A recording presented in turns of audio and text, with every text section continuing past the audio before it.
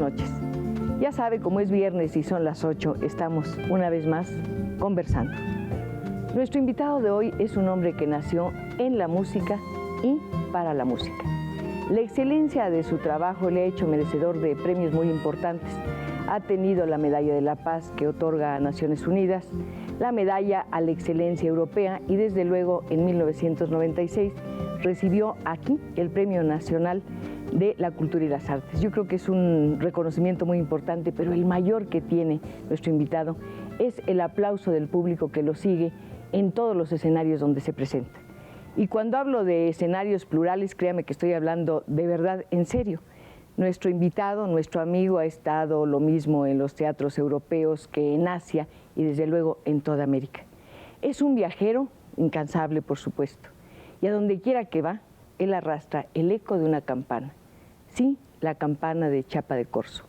Arrastra todos los murmullos de la selva y desde luego goza de la compañía de quien es como su segunda sombra. Me refiero a la marimba. Claro, nuestro invitado de hoy es el maestro Ceferino Nandayapa. Maestro, muchísimas gracias por estar aquí con nosotros. Encantado de estar en este programa tan bello que lo he visto y me siento muy contento de participar. Acercarnos a la vida de don Ceferino es acercarnos a un mundo prácticamente mágico, donde se da una tradición de música que tiene que ver con la casa, con las manos artesanales del padre de don Ceferino, con los hermanos y desde luego con la formación de su primer grupo musical. Imagínense que tenía 11 años cuando formó el famoso grupo de la marimba juvenil, pero ¿cómo la llamaban, maestro? Los muchachitos en esa época, y también nos pusieron los mejorales, porque según una dama tenía una jaqueca espantosa y nosotros amenizamos unas piezas para que se le fuera el dolor y afortunadamente pues se le borró, no se puso a bailar y fue una cosa increíble y así nos llamaron los mejorales. ¿Cuánto les pagaban por dar por hacer sus tocadas, lo que llamamos así? Pues ya no recuerdo la cantidad porque pues éramos chamacos, era estudiante de la sec primaria y eran amigos que me acompañaron para formar mi primer cuarteto, que serían tal vez unos 5 pesos, creo yo, la Yo pienso hora. Que en ese momento ni siquiera pensaba tanto en eso cuanto en tocar. En tocar, porque era mi meta que yo traía ya como herencia de mis padres, de mis abuelos, que también fueron músicos, y sobre todo más que a mi padre, que era constructor de las marimbas. Sus abuelos eran músicos también. Cuéntenos de ellos. Pues mi abuelo se llamaba José María, y él tocaba el saxor, o sea, el barítono que le decíamos. Y luego tuve tíos que fueron músicos como Ataúlfo Nandayapa, que fue maestro de capilla, compositor de música sacra y además hizo marchas y muchas obras que para banda precisamente.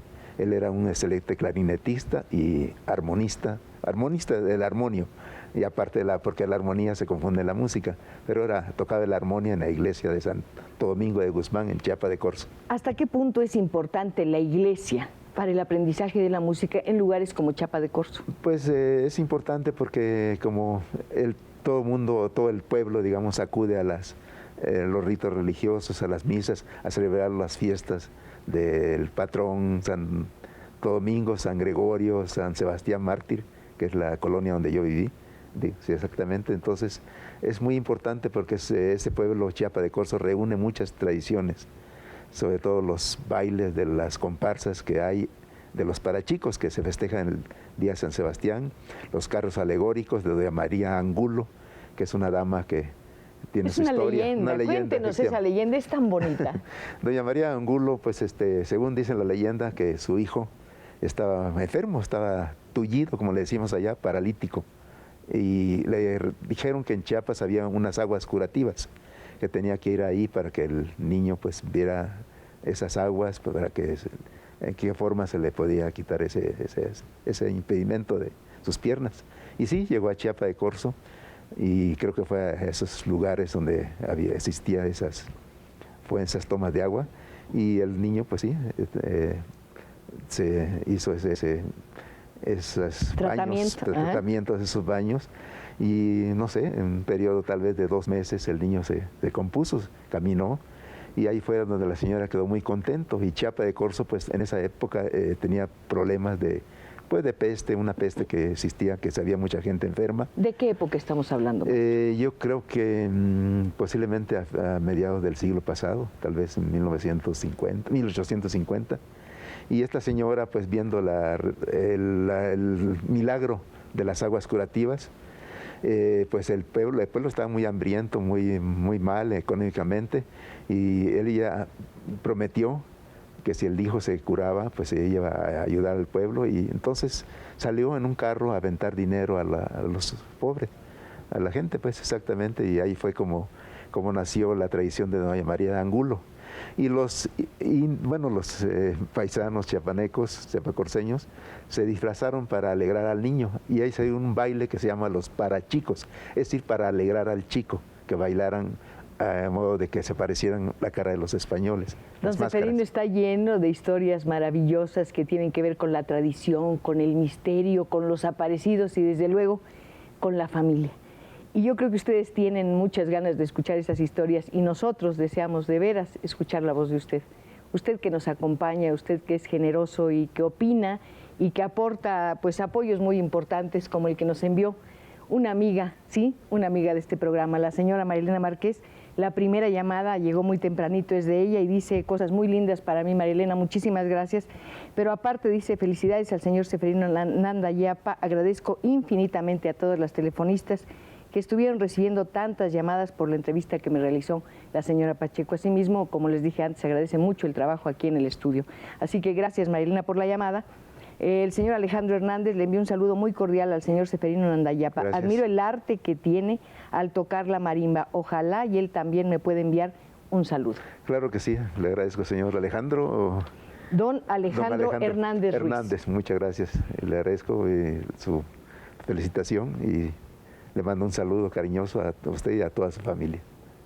Los abuelos de don Ceferino eran músicos, su padre era constructor de arpas y por lo tanto, marimbas, y por lo tanto me imagino que la casa estaba llena de un aroma muy especial. Efectivamente, y además nosotros vivimos junto al río Grijalva, en la última calle que queda del pueblo de Chiapa de Corzo, y estamos a orilla del río Grijalva, o sea que se respira aire puro, y pues mi padre, además de constructor de marimbas, era director, enseñaba a niños, a músicos tocar instrumentos para banda, como el clarinete. Él fue clarinetista, enseñó a formar bandas de músicos ahí en Chiapa de Corzo y también salió a algunos lugares. ¿Hasta qué punto fue importante para usted, para su formación musical, para su instinto musical, escuchar el canto del río Grijalva? Pues para mí fue los primeros años, digamos, de mi niñez, 3 años tal vez, que aprendí a tocar la marimba, porque él me hizo una marimbita para que la jugara. Y nos reunimos con mi hermano Alejandrino, que era mayor, 4 años, y mi primo René, desafortunadamente ya se me adelantaron los dos, y aprendimos a tocar juntos la primera melodía, que fue Adolorido, esa melodía popular que todavía se escucha por ahí. Adolorido del corazón. Del corazón, exactamente. ¿Cómo aprendió a tocarla? ¿Oyendo? ¿Imitaba? ¿Buscaba el sonido en la marimba? Sí, pues más bien mi padre me dio unas ideas cómo estaban las escalas, y sobre eso me fui buscando las notitas de la melodía y se juntaron mis primos y hermanos. ¿Cuánto tiempo pasaba tocando, buscando los sonidos dentro de la marimba? Pues yo creo que muy fácil, porque afortunadamente nací con esa cualidad. Tener buen oído, tengo oído absoluto, que todavía presumo de eso, y afortunadamente eso me valió mucho para captar inmediatamente los sonidos de la marimba. ¿Alguna vez llegó a tocar, por ejemplo, en la iglesia? No, allá en Chiapas no. Aquí sí he tocado ya en muchas bodas, etcétera, etcétera, y tocando música, ahora sí, para amenizar las misas. Don Ceferino, yo sé que en Chiapa de Corzo hay una cantidad de fiestas inmensas, sobre todo lo que respecta al mes de diciembre y enero. Sí. Empiezan como el 22, 23 de diciembre y terminan el 22 de enero. Empieza precisamente con la nacida de niño, que es el 24 en la iglesia, a las 12 de la noche, nace el niño Dios, y eso empiezan, pero antes empiezan las nacidas de niños en casas, que van acompañados de una banda. Llevan al niño, el compadre que va a hacerle el rezo, piden la posada, tal como se acostumbra, y se hace la fiesta. Desde luego hay hojuelas, hay mistela, que es una bebida de frutas, Y ahí empieza la tradición a partir de los primeros días del 15 de diciembre hasta llegar al 6 de enero, que es la levantada del Niño Dios. ¿A qué huelen esas fiestas? Fantástico, eso, pues es lo más maravilloso del respirar. Huele a frutas, huele a flores. A flores, a río, a selva, árboles, que estamos impregnados de esa riqueza, digamos, de los bosques. Cuando usted habla de árboles, tengo que pensar naturalmente en la marimba, Sí. en su marimba. Está hecha de una madera sumamente dura, que es el hormiguillo. Efectivamente. ¿Alguna vez se hizo también de cedro? Bueno, el cedro sirve para las cajas acústicas, o sea, los pumpos que le llamamos, porque antes eran pumpos, calabazas, precisamente para dar el sonido de una tecla, y ya se modernizó haciéndolo con madera de cedro, pero no es para tocarla, sino es para la resonancia. Existen, pero otro tipo de madera, que es la madera de bálsamo, que se usa mucho en Centroamérica, y el palo de rosa. Muchos países se disputan la paternidad de la marimba y se supone que, bueno, muchas personas piensan que es de Costa Rica, otras de Guatemala, otras de México, y resulta que es de Indonesia. Bueno, hay muchas versiones que todavía no está comprobada la realidad de la historia de la marimba, porque otros dicen que Polinesia. Yo afortunadamente estuve en Bangkok, en Tailandia, toqué una marimba, pues un balafón. ¿Es diferente a la de aquí? Sí, precisamente ese balafón no tenía resonadores, sino era una especie de canoa, con sus teclados de, ¿qué serán? Unas 10 teclas. Con eso, pues más o menos me acomodé unas melodías, me hicieron tocar los amigos que estaban en esa excursión. ¿Una marimba tiene 77 teclas? Bueno, una marimba completa, una marimba de 6 octavas y media, que viene siendo casi la extensión de un piano. Y otras marimbas que sigue la tenor, luego sigue la marimba requinto, la marimba pícolo, o sea que es una serie de familias de marimbas. ¿Cuál es la diferencia, por ejemplo, entre la marimba de México y la de Guatemala o la de Costa Rica? Bueno, es diferente, la madera viene siendo la misma, nada más varía en la afinación, más bien en la resonancia de los cajones, porque utilizan, en la marimba se nota la vibración de una tela que es intestino del puerco, que va pegada en una cachimba, así se llama cachimba. Es un arillo. Es un arillo, ¿no? Sí. exactamente, y tiene esa cachimba un orificio. Los guatemaltecos tienen más reducida ese orificio, por lo tanto no da la brillantez que las marimbas chiapanecas. Suena un poco a xilófono. Alguna vez que conversé con el maestro Nandayapa, él me dijo algo que no olvidé. La marimba está hecha de madera y por lo tanto es un instrumento que está completa y absolutamente vivo. Se modifica según la altura, según el clima, y yo no sé si también hay una relación entre el músico y el instrumento, si usted está deprimido, si usted está eufórico. Bueno, sí, de luego, sí, bueno, el artista o el ejecutante de marimba pues va de acuerdo a su sentir, a su manera de expresar la música.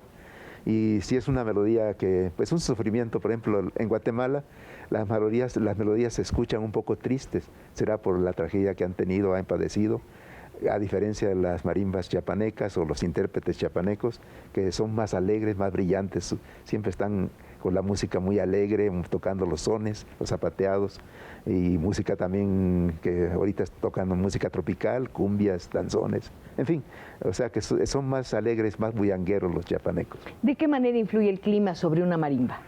Pues bueno, era así, depende de la afinación, o sea que el constructor debe saber para qué clima, para qué lugar, si es clima frío o es cálido, tiene que afinarlo. Mi padre tenía esa cualidad, de que si era para tierra fría, perdón, en el caso de San Cristóbal de las Casas, que es alto, es bastante frío, entonces él afinaba en las noches. ¿Cómo oía usted la tarea de su padre en la noche? Bueno, ¿Cómo era? Él tenía su afinador, que era un silbatito, porque todavía no eran los aparatos últimamente, los diapasones electrónicos. A veces usan diapasón, que golpean y da una nota sol. Él no, con su silbatito, tenía 2 notas el silbato, y sobre eso afinaba la primera tecla, ya sea un la natural, y después iba haciendo los intervalos que se llaman en la música, octavas, quintas, segundas, terceras mayores, y así iba afinando de acuerdo hasta llegar a completar las escalas. ¿Su papá trabajaba a cielo abierto en la noche? No, bueno, en lugar cerrado siempre, en su taller, en un cuartito donde se ponía a afinar, porque para que no interrumpiera pues el ruido, que a veces ladran los perros en la noche. Pero en fin, él siempre se concentraba a hacerlo en la noche, digamos de las 10 de la noche, 3, 4 de la mañana, él estaba afinando hasta que dejaba perfectamente. ¿Su padre le decía que hay una hora mejor para afinar una marimba? Pues no, en realidad él tenía esa facultad de afinar a cualquier hora, sobre todo de Chiapa de Corzo es tierra cálida. Él afinaba en el día, no había problema porque era para tierra cálida. ¿Cuáles eran las herramientas de trabajo de su padre? Pues, ¿de dónde las trajo? A lo mejor él también las construyó. Eran completamente rudimentarias. Él afinaba con su cuchilla, que le llamamos con su lima, una escofina que le decimos para rebajar o lijas precisamente para darle 2 pasones, y aquí me falta cierta afinación que no me cuadra el intervalo, etcétera. Y así es como iba afinando, tocando la nota, o pegando, o raspando, lijando.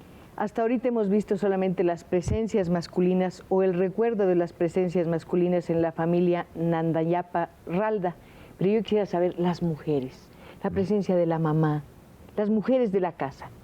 Bueno, ellas se dedican al hogar, más bien no intervienen en la cosa de tocar alguna marimba, son personas del hogar, mi madre, mis hermanas, mi hermana. ¿No se usaba que las mujeres tocaran la marimba? ¿Era exclusivamente un instrumento masculino? Sí, efectivamente, sin embargo, últimamente ya tocan las damas.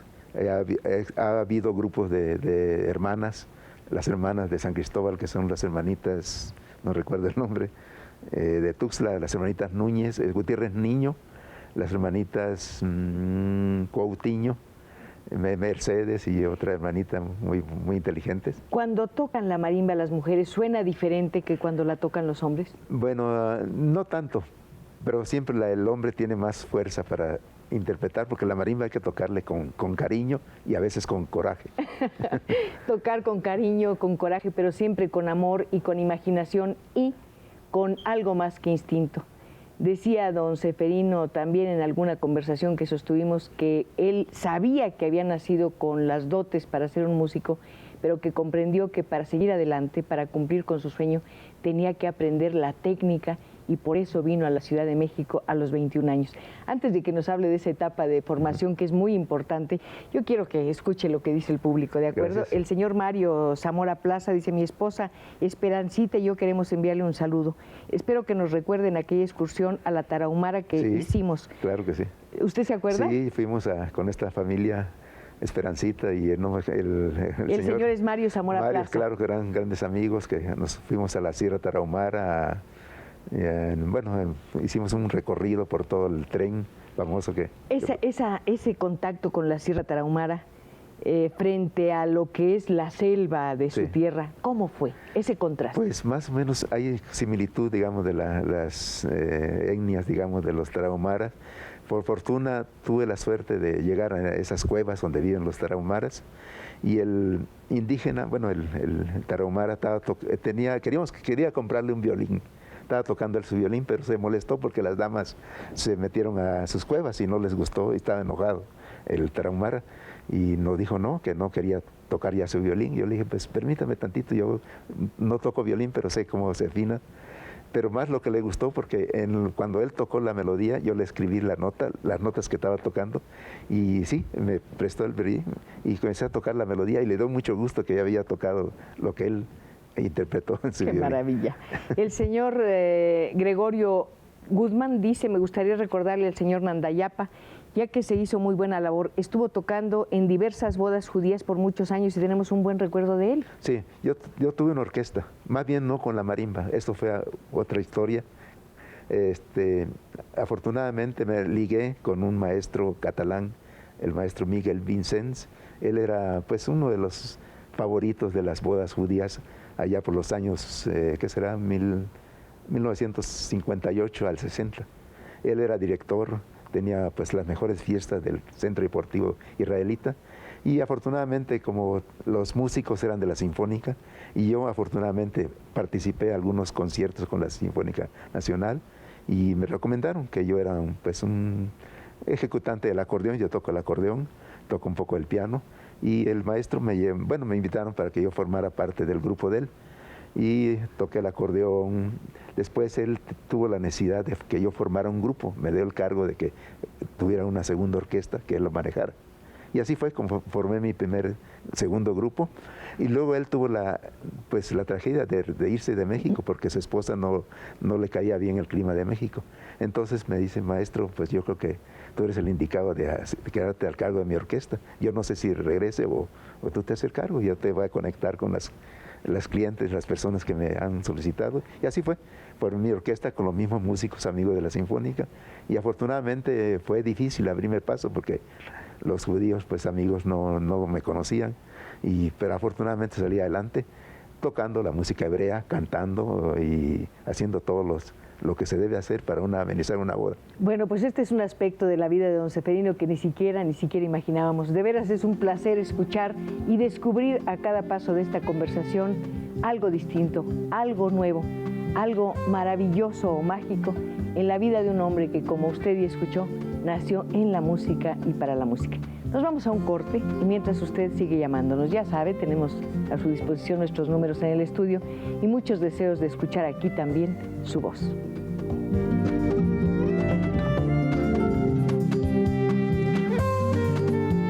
Pues sí, nos resultó muy bien hacer este corte porque llegaron muchas llamadas y además preciosas.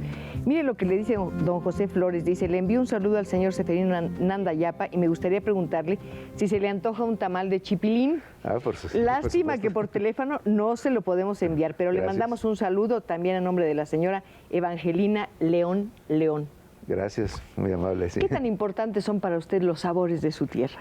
No, son la maravilla, los tamales tan ricos y todo lo que es la ¿Pero comida. qué tiene que ver eso con su música? ¿Hay una relación de esos sabores con el tono de su marimba? Bueno, no, yo diría que relación tal vez no, pero es el gusto, más bien lo que anima a uno a tocar, a interpretar, degustar esos platillos tan y ese ricos. gusto se refleja en su sonrisa y en su manera de tocar. Y aquí hay una llamada realmente maravillosa. Lorenzo Berslain Nandayapa, ¿sí? Dice, tengo 91 años, soy el tío de Ceferino. Quiero que me lo salude y me lo felicite muchísimo. Espero que la vida nos lo conserve y exista para siempre. Muchas gracias. ¿Su tío también es músico? Mi tío, pues yo creo que sí, no me acuerdo de él, pero necesita hacer memoria. Bueno, pues yo tengo que hacer memoria porque tenemos un amigo de este programa que está convaleciente. Se siente, bueno, tuvo una operación, supongo que todavía está en recuperación, debe estar medio adolorido. Y pensando en eso y pensando en que fue la primera canción que se aprendió don Ceferino, o la primera melodía para interpretar en su marimba, yo le quisiera pedir que nos acercáramos a su instrumento y tocáramos, por favor, Adolorido para el señor si Fernando Rodríguez, que se alivie Fernando, muy pronto y ya ve cómo don Ceferino le va a devolver toda la salud. ¿De acuerdo? Por favor, maestro. Gracias. Yo lo sigo.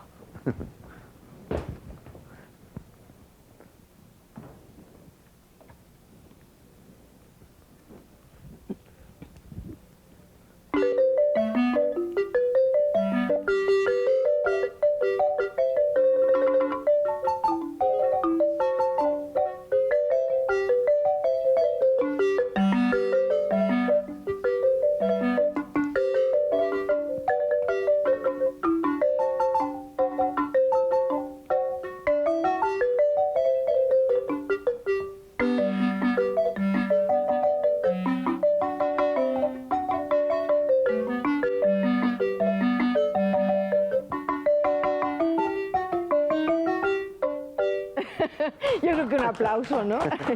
Nuestro amigo don Fernando ya se va a sentir muy bien.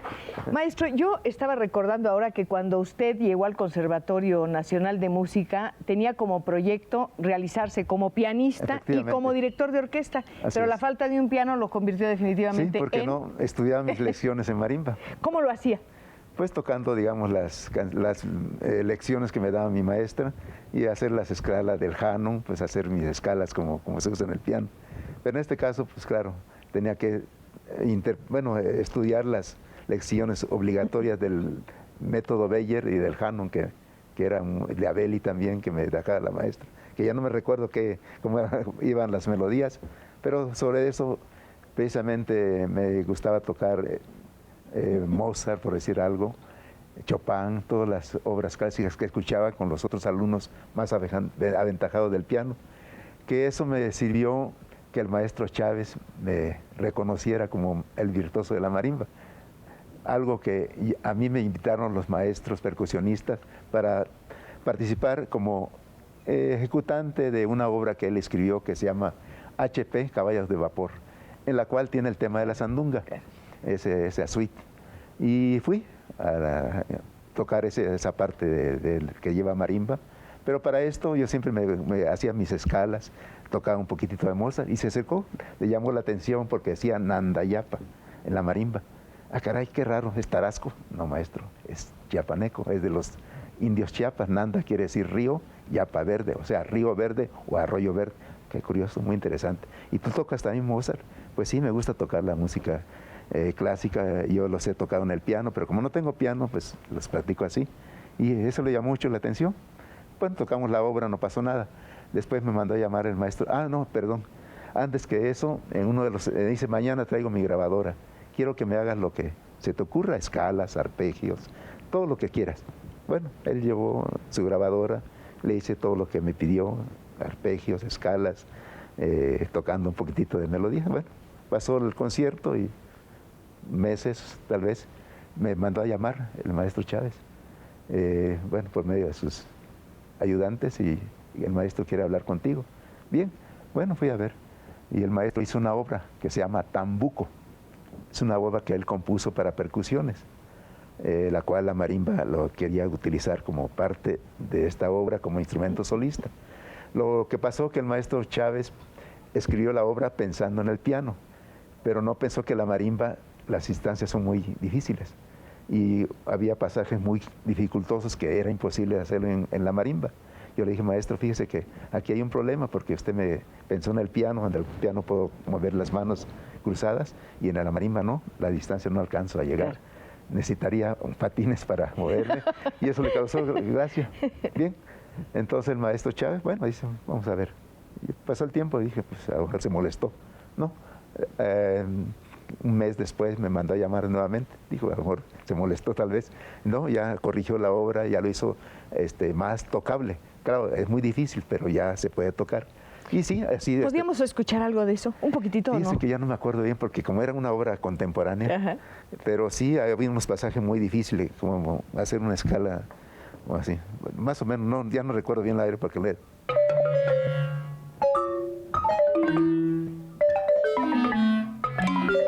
Por ejemplo,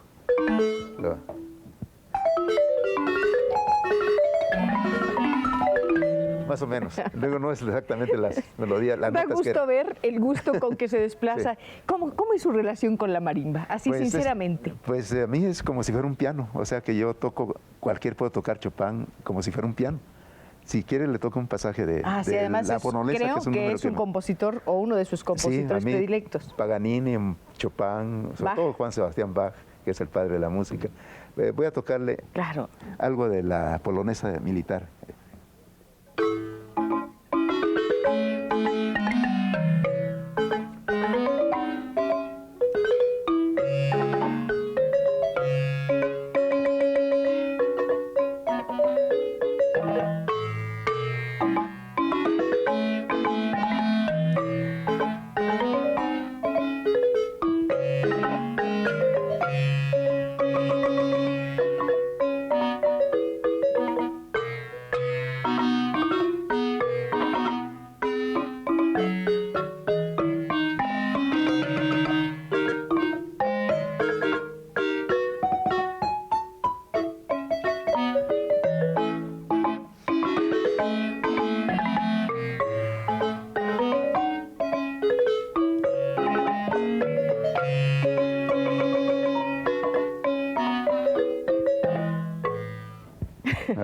Bueno, por Dios, claro que sí.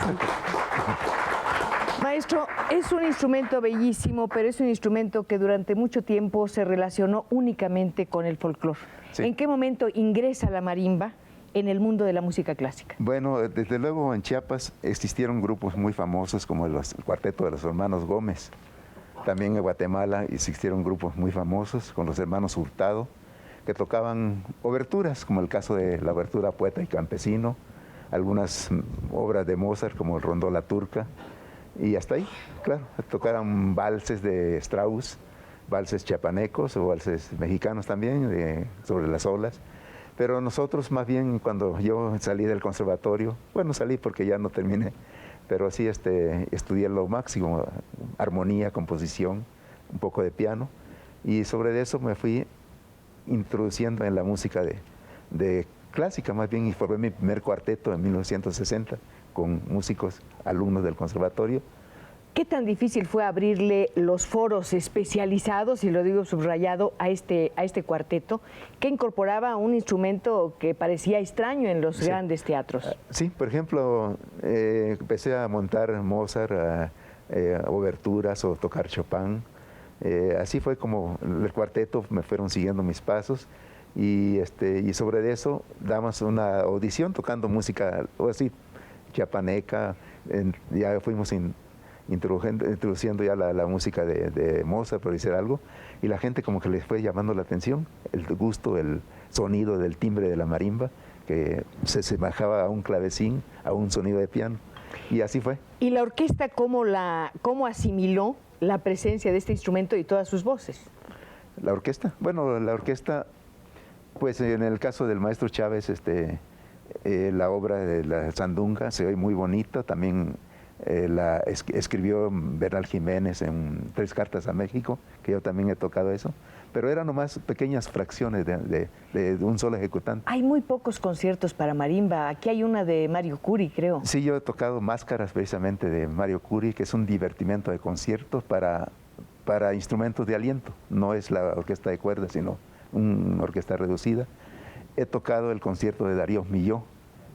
Esta obra era escrita para piano concertante, sin embargo, Darío Milló estuvo en Brasil, allí conoció la marimba, pero la otra marimba que más adelante predicaremos, y le cambió la obra. Y yo tuve la fortuna de tocarlo aquí con la OFUNAM, la Orquesta de la Filarmónica de la Universidad, en 1979, tocando esta obra bastante complicada, difícil, con vibráfono y marimba. Es el único concierto que existía en esa época. Después ya han surgido otras obras. ¿Cuántas partituras tiene memorizadas, maestro? Bueno, memorizadas, pues tal vez sean muchas, pero sí, a veces requiere uno recordar o tener una partitura. Esta obra de Darío Milló lo acaba de tocar hace 2 años con la Filarmónica de Jalisco. Y luego yo también estoy escribiendo música para orquesta y marimba. Está escribiendo música, esa parte de su proyecto lo está realizando ampliamente. Sí, ya tengo muchas obras escritas precisamente, y tocamos en el festival del año pasado de percusiones con la Orquesta Sinfónica Carlos Chávez. 3 obras mías, una se llama Fantasía Profana, la otra se llama Chiapas, dedicado con temas chiapanecos, y una Rapsodia Chiapaneca al Grijalva de mi primo René, que ya lo tengo instrumentada por orquesta, y eso la estrenamos en esa ocasión. Yo no sé si la relación con la marimba se vuelve mucho más íntima, mucho más profunda cuando está usted tocando una obra compuesta por usted. Claro, sí, pues uno la siente más, interpreta uno, hasta le pone uno más de lo que es la obra. A veces damos esa creatividad espontánea que surge. Pues aquí hay una generosidad espontánea y maravillosa por parte del público que nos está acompañando y que le está diciendo a usted cosas muy lindas. ¿Quiere oírlas? Sí, encantado. Mire, don Juan Parra dice: el maestro Ceferino es reconocido por mucha gente por su trabajo y la delicadeza de su virtuosismo. María Eugenia Cimental dice: le mando un saludo de parte del doctor Héctor Osnaya para el maestro Ceferino. Lo relaja mucho su música. Qué bien, gracias. ¿Dónde puede conseguir los compactos del maestro? Posiblemente estén en los puestos de las discotecas, tal vez. O si no, pues solamente que quieren llamarme a la casa. Tal vez mi hijo se encarga de tenerlos pues a disposición del público. Alicia Bravo dice: quisiera mandar una felicitación muy grande a la señora Pacheco por su programa y al señor Nandayapa también por brindarnos esa música tan hermosa. De esta composición que usted ha dedicado al río Grijalva, ¿no quiere tocarnos un poquito? Bueno, el río Grijalva es de mi primo René. Voy a tocarles, pues a ver, porque es o una la obra. Fantasía sobre Chiapas. Bueno, quiero tocar mejor... ¿No le estorbo aquí, maestro, sinceramente? No. ¿O me hago para atrás? Quisiera tocar precisamente otra creación mía, bueno, no creación porque ya se ha tocado, lo toca una japonesa que se llama Keiko Abe, obra para marimba para 6 baquetas. y también lo toca un amigo norteamericano que se llama Dean Gronemeyer, que es el más virtuoso de la marimba funk, que es la gilomarimba, que es el gilófono grande. Él es un gran ejecutante para 6 baquetas. Sin embargo, es completamente distinta la ejecución de él a la mía. Y voy a tocar precisamente pues una que se llama Nanda Cacue. Nanda Cacue quiere decir Nanda, río, Cacue, culebras, río de culebras, perfecto, como Nandayapa. Bien, esto es para 6 baquetas y va así más o menos. ¿De qué son las Estas son baquetas? Las baquetas es una vara muy fuerte que se llama huizicil. No sé, huizicil se llama tanto en Chiapas como en Centroamérica. Y la cabeza es caucho, hule crudo, que se va envolviendo. En este caso, pues no, esta baqueta está más nueva, pero con el uso se van haciendo negras. Es blanca el color, pero ya con el uso se hacen negras, pero conservan su dureza. Y esto va así más o menos el Nanda Cacue.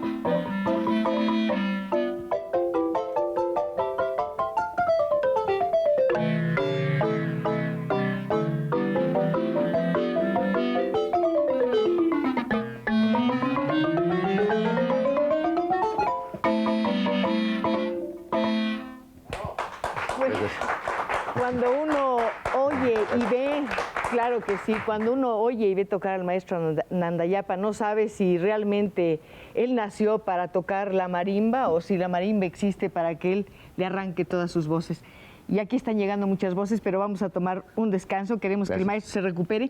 Y luego queremos que me diga por qué aquí sobra una séptima. ¿También me traen el juego? No, ese es después. Pues si rompiera algo. Gracias.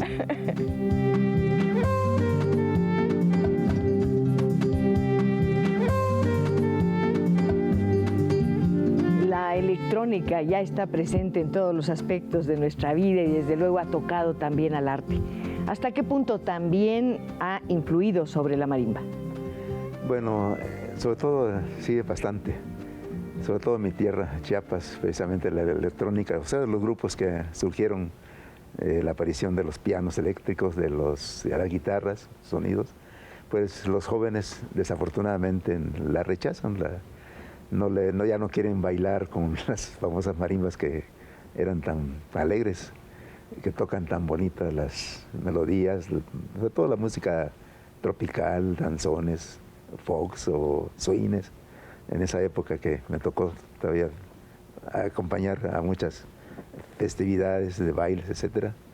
Y ahora últimamente los jóvenes ya no quieren bailar con marimba y se sienten pues mal, digo, los compañeros marimbistas que ya no quieren progresar, y eso pues es mal, ¿no? Sin embargo, yo he dado algunos cursos, unas pláticas para levantarles el ánimo de que la marimba es un instrumento que afortunadamente lo han apreciado en otros lugares, menos que, bueno, más que nuestra tierra, nuestro México. Esto es increíble. Usted me comentaba cuando veníamos de camino al estudio que por lo menos cada 2 años viaja al Japón, sí, que da permanentemente conciertos en otros países, y sin embargo yo siento que aquí no se le dé el espacio que debería tener. Se le concede una gran importancia, pero no se le concede el espacio que debería tener desafortunadamente la marimba.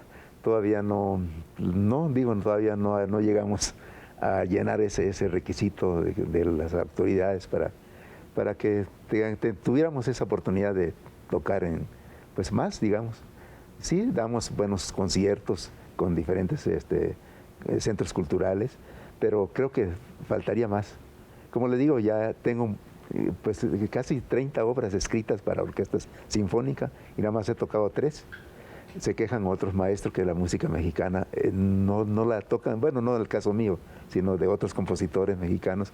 Se toca pues toda la música de los grandes maestros, claro, es muy interesante, pero hay que dar oportunidad. Ya estamos en el siglo XX, casi ya para llegar al XXI, y nuestra música no se conoce. Nada más se conoce a Moncayo, se conoce a Sones de Mariachi, hasta ahí nada más. Pero hay tantos compositores que han escrito mucha música contemporánea y música también, música tradicional mexicana en arreglos sinfónicos. Mientras una obra no es escuchada, mientras no es interpretada, está dormida. Exactamente, sí. ¿Qué pasa en ese lapso de sueño y de silencio con una partitura?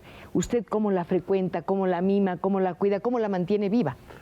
Pues más bien dándola a conocer con mis hijos, que afortunadamente son los que me han heredado el gusto por la marimba, que ellos la hacen muy bien, inclusive están también trabajando por parte de ellos, haciendo conciertos de música contemporánea, música que han escrito los japoneses o los norteamericanos o músicos mexicanos, ya en otro nivel, en otro tipo de grupos. ¿Hay en otros países compositores para marimba? Sí, como no, mucho, en Estados Unidos, en ¿Más Japón. que aquí? Sí, completamente. Aquí hay también, pero no tanto como en Estados Unidos, como Japón. ¿Por qué el Japón se identifica tanto, mejor dicho, el pueblo japonés con la marimba? Porque pues ha habido de la herencia más bien del xilófono. El xilófono es un instrumento que se conoce ya desde los africanos, que fue el nombre que le dieron en un principio, xilófono. Después ya fue el instrumento que se integró a las orquestas sinfónicas en la percusión. Después ese xilófono fue aumentando de escalas, desde más graves, y después le llamaron xilorimba, después le llamaron xilomarimba, después le quitaron el xilo, ahora dicen marimba o marimbafón, pero la marimba es el xilófono grande, es lo que tocan en todas las partes del mundo. En Estados Unidos hay muy buenos concertistas, pero para un ejecutante. Ellos tocan como lo toqué ahorita, para un solo. ¿Cuál es la diferencia en el tono, en el trato con el instrumento entre un intérprete japonés, un norteamericano o un estadounidense, mejor dicho, y usted, por ejemplo? Sí, es una técnica distinta. Por ejemplo, la colocación de las baquetas es completamente distinta. Hay un maestro en Estados Unidos que se llama Stevens, es el famoso que ha creado escuelas de muchas universidades que son buenos ejecutantes, y esa escuela ha trascendido por Europa y Asia, por Japón. Precisamente allá tenemos a la famosa Keiko Abe, que es una maestra que afortunadamente hemos tenido relaciones, contactos de intercambios musicales. Yo he mandado música para que lo vayan estudiando sus alumnos, música mexicana, y afortunadamente tenemos ese contacto. ¿Cuál es el instrumento que se acopla mejor con la marimba? Pues yo diría que la marimba se acopla con todos, porque es un piano, tiene la misma extensión del piano y tiene todas las escalas, todo lo que se puede hacer en la marimba. Claro, depende del trato, de la preparación del ejecutante, pero sí es un instrumento completo. Es completo y además cuando se domina como lo hace usted, puede tocar todos los ritmos. Afortunadamente sí. ¿Cuál es el que a usted le gusta, por ejemplo, cuando empieza a tocar en el día? Cuando empieza a prepararse, a entrar en el mundo, digamos. Pues me gusta la música mexicana, tocar mis sones, los valses tan bonitos que tenemos. canciones populares de los hermanos Domínguez, por decir algo, marchas, pasodobles, los sones de cada lugar, tocar jaranas yucatecas, tocar algo del norte. ¿A qué horas le gusta más tocar, maestro? Pues yo siempre toco todo, siempre estudio, aunque sea 10 o 15 minutos diarios. Alguien podría decir, un maestro que tiene tal experiencia, que toca desde los 7 años de edad, ¿para qué se prepara? ¿Para qué estudia? Nada más toma las baquetas y ya está listo. No, pero hay que estudiar. Los instrumentos siempre hay que darle una segunda...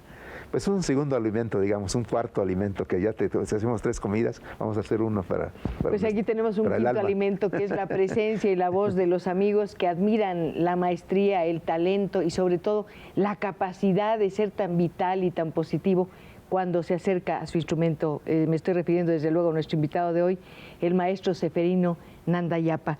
La señora Crisantema Díaz López dice, le quiero mandar un gran saludo al señor Ceferino porque es mi paisano y mi pariente. Soy una nieta de la señora Genoveva Nandayapa.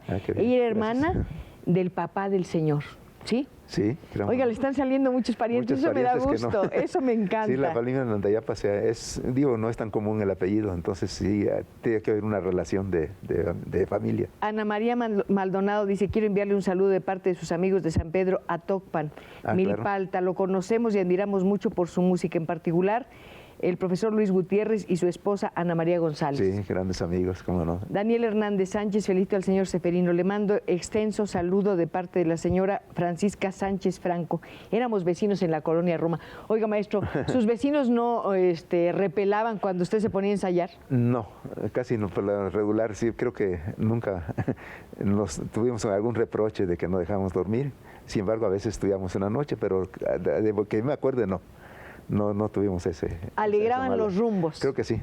Afortunadamente muchas personas nos decían que se ponían a escuchar nuestros ensayos. Que eran como serenatas, maestro. Como serenatas, exactamente. Qué bonito. El señor Juan Ramón Ruelas dice, para el señor Nandayapa, de parte de Juan Ramón y María Esther Ruelas, Cristina, ¿nos puede hacer el favor de preguntarle sobre su última gira al Japón y sobre su último compact disc? Sí. Es uno de los últimos, es este, ¿no? ¿Lo puedo mostrar? No, bueno, ¿no? Este es, ya tiene algunos años. Bueno, pero me lo trajo de regalo, sí, claro, y lo quiero enseñar para presumirlo. ¿Lo pueden captar por acá? ¿Sí? A ver si se puede ver. Sí. Se llama Marimba Nandayapa en concierto. ¿Acá? ¿Está bien?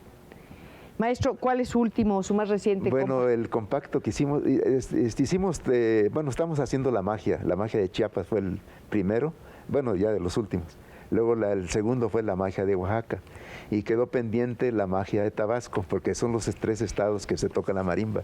Pues mire, aquí hay una llamada que tiene que ver de alguna manera con Tabasco. Una amiga de este programa dice que ella es una persona discapacitada y que le gustaría mucho, mucho que usted tocara una canción que le fascina, que es Blanca Mariposa. Sí, claro que sí, es el himno de ellos. Exactamente, y yo creo que podríamos aprovechar para llegar a la última parte de este programa, que ha sido antes que nada un homenaje a una persona que le da vida a la música, que nos da alegría, que nos da serenidad, que nos devuelve al tiempo y al momento en que podemos imaginar, soñar.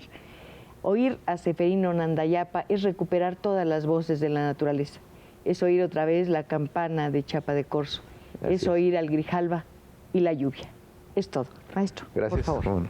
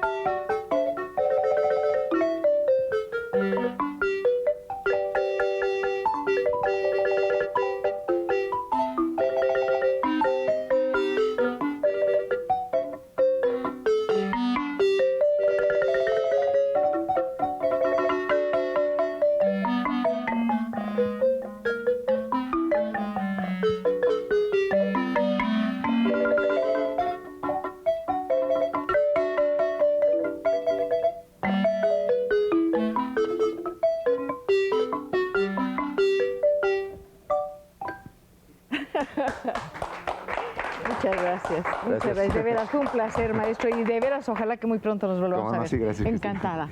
Mucho gusto. Encantada. Qué gusto. Qué bien, gracias.